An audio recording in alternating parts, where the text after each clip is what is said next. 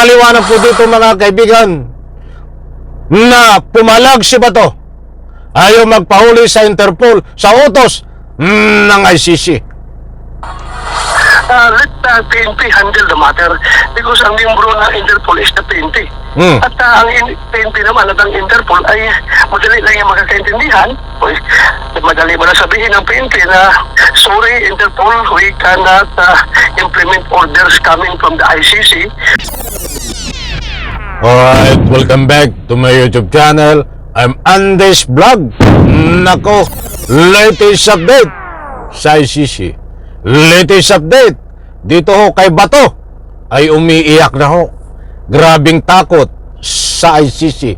Grabing takot sa Interpol. Nahuhuli sa kanya. Ayaw magpahuli nitong si Bato ay hindi na makikita ang kanyang apo. Nako ho. Ay akala ko ba naman, Bato, ay hindi ka magtatago? Bakit ka pumapalag? Bakit ka matatakot sa ICC, sa Interpol, sa paghuli sa iyo? Datapuat sa puntong ito, mga kaibigan, ay hindi na alam ang gagawin nitong si Bato. Desperado na kung ano-ano na ho ang ginagawa. Kung ano-ano na ho ang ginagawang paraan para hindi siya hulihin ng ICC. Mga kaibigan, hindi po ito fake news. Kapag mayroon po kayong pagkakataon, inaanyayahan ko po kayo panoorin, pakinggan, unawain ang ibabahagi ko po sa inyo. Mainit-init pa. Bato ay grabe ang iyak. Ayaw magpahuli sa Interpol sa utos ng ICC na nakipag-ugnayan sa ating Republika ng Pilipinas at nasa ganun po matiwasay na mahuli itong si Bato. Ba't si Bato ho ay pumapalag, hindi magpapahuli? Yan ang sabi ni Bato. Takot na takot makulong dahil hindi makikita ang kanyang apo. Nako ho. Mga kaibigan nito ho, huwag na nating patagalin. Ibabahagi ko po sa inyo, mainit-init pa ang pag-iyak ni Bato. Mga kaibigan, pumapalag, ayaw magpahuli sa ICC. Datapuat sa puntong ito, ito ang kanyang taktika, strategy na gagawin. Ay balak na ho ito magtago o nagtago na. Ipapaho ko ito kay General Torre. Ito po. Alam ko, isa din ito sa mga tinatanong sa inyo once na nagkapanahon po mga kababayan natin. Pero tungkol muna sa di mamatay-matay na issue ng ICC, the International Criminal Court, ano mo masasabi nyo na nakatakda daw pong makipag-ugnayan ng pamahalaan natin sa ICC? Ayon sa pahayag mismo ni Secretary Remulla po ng Justice, hindi po ba 180-degree turn ito sa dating posisyon ni BBM noon ng admin natin? Ayan mga kaibigan ito. Talagang pakinggan po natin ang pahayag ni Bato. Umiiyak siya eh. Pumapalag. Ayaw magpahuli sa Interpol, sa utos ng ICC. Tingnan nyo ang paraan kung anong ginagawa ni Bato. Ito. Hindi lang ako na degrees, kundi ito yung nagpapakita na yung ating gobyerno ngayon ay laban bawi. Hindi mo alam kung sino talaga nagtitimon ngayon sa ating gobyerno, sino talaga nagdedesisyon dahil tila bagang hindi na nila sinusunod at nirespeto yung mga pronouncement ng ating Pangulo. Kaya nga ako nagtataka, sino kaya ngayon ang in-charge sa ating gobyerno? Bakit tila walang sinusunod na pronouncement na nanggagaling sa ating Pangulo? But anyway, wala man tayong problema dyan. Sige lang, go ahead kung anong gusto nilang gawin. Hindi naman natin sila kontrolado. Pero ito lang ating pinagtataka, no? Na yung... Ay masyado ito si Batong kabado na eh. Sabi niya, sige lang. Sabay iyak. Ay galit na galit sa ating Pangulong Bongbong Marcos. Dahil laban bawi daw eh. Laban bawi. Ay...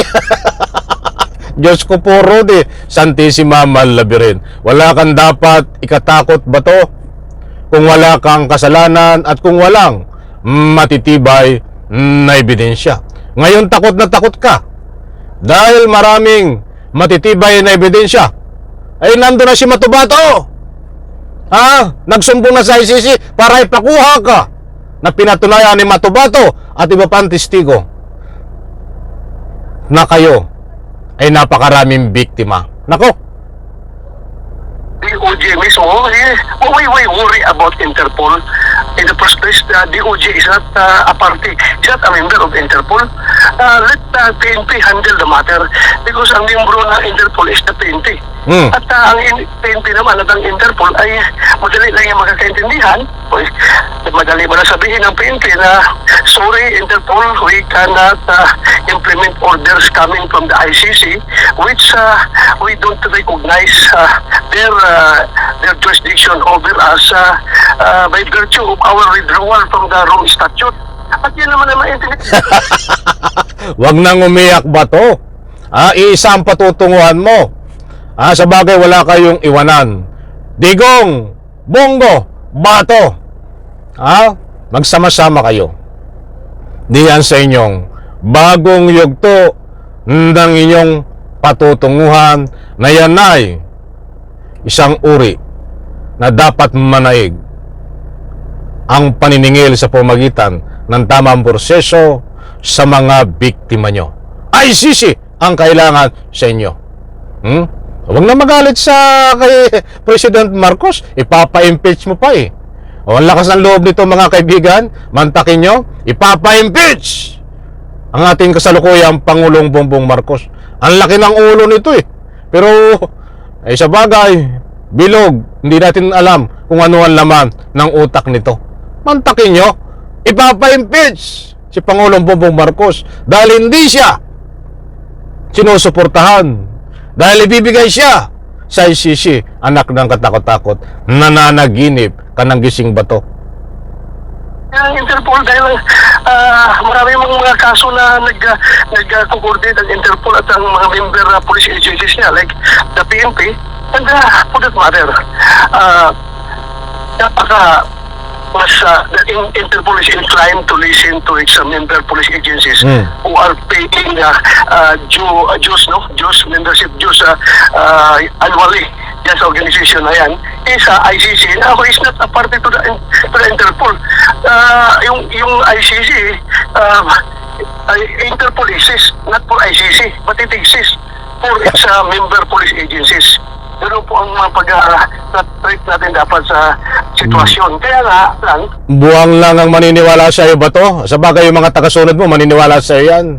Ba't kaming normal ang pag-iisip ay hindi mo kayang budulin sa mga paliwanag mo? Binabagi ko lang po sa inyo ito nang sa ganun no, makita nyo, mapakinggan, malaman kung ano ang mga aksyon, damdamin ni Bato sa hagupit ng ICC, ng Interpol dito sa paghuli sa kanya kapag lumabas na ho ang warrant of arrest. Ito pa. Kung walang ibang napakasimple po na sitwasyon yan. Kung wala kayong ibang agenda other than national interest, napakadali na yan. Hindi po yan komplikado ang sitwasyon. Do not complicate the situation. And do not use Interpol as Nako, ano pa? scapegoat. Hindi na pwede gawin yung scapegoat ng Interpol. So, napaka-simple po na sitwasyon yan. Hindi na dapat problemahin yan. Not even the DOJ should make it as a problem. Because hindi daw dapat problemahin. Napakasimple daw ng sitwasyon. Simple nga, dami nilang biktima.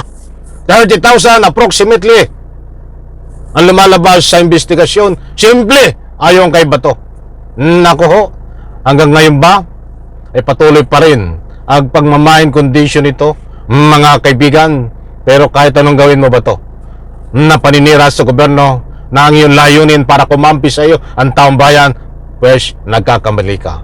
Mga kaibigan, wag po nating iboto ito, Senador Bato, sa darating na halalan.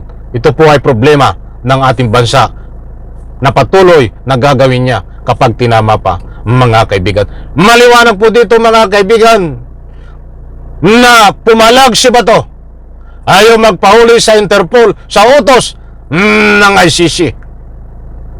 Ayon ho sa kanyang mga pahayag, ay gusto na niya magtago eh. At bakit ka naman magtatago, Bato? Natakot na sa ICC, sa Interpol ito si Bato, kaya't nagtago na. Magtago na ito eh. Di ba? Ayun mo sa ating mga nagbibigay ng anumang public opinion itong si Bato ay talagang magtago na at nagtago na. Oh, nagtatago sa mga kanyang mga pagmamind condition na walang jurisdiction. Ay paliwanag ko na po yan. Huwag natin paniwalaan ito, mga kaibigan. Okay, alright. Maraming salamat. Isang like ko sa video na ito. Abangan po natin at kabang-abango dito. May naamoy tayo at gusto ko sila magsiwalat ang panibagong hakbang ng ating pamahalaan na palapit na ho ito sa katotohanan. Dahil mismo ang ating Pangulong Bongbong Marcos ang umaksyon na nakipag-ugnayan sa ICC para makuha at ibigay itong si Digong Bato, Bongo at iba pang mga kasangkot. Maraming salamat. Pagpalain po tayo lahat. Bye-bye. Palapakan.